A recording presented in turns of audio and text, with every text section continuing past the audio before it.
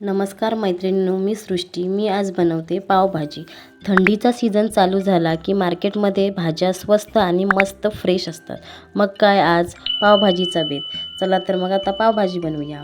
तर त्याच्यासाठी मी भाज्या चिरून घेतल्यात आणि कुकरमध्ये लावलेत.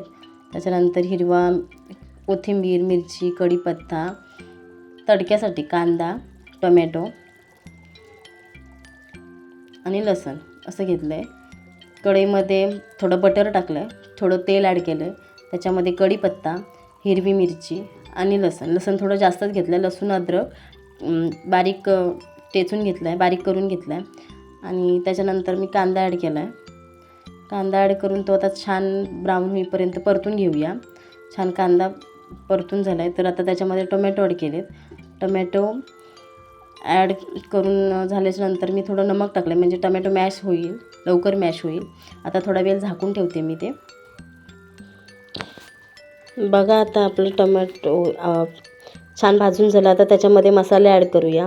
लाल तिखट, धनिया पावडर, पावभाजी मसाला आणि गरम मसाला. तर मी हे सगळं आता कढईमध्ये टाकून घेतलं आहे आणि ते आता पुन्हा मॅश करते.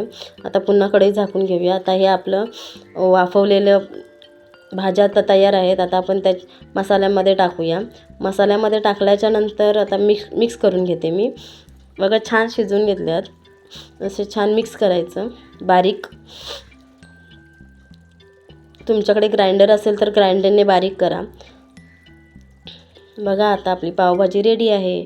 आता आपण सर्व करूया. कोथिंबीर ॲड केले. आता मिक्स करते आणि आपण सर्व करून घेऊया. पाव शेकवते आणि मग मी सर्व करते. पाव तव्यावरती बटर लावून छान शेकून घेतलेत आणि आता मी सर्व करेन. Thanks for watching. माझ्या चॅनलवरती नवीन असाल तर प्लीज सबस्क्राईब करायला विसरू नका. थँक्यू. मी सुद्धा तुमच्यासारखी एक गृहिणी आहे, त्यामुळे प्लीज मला लाईक आणि शेअर आणि सबस्क्राईब करायला विसरू नका. थँक्यू.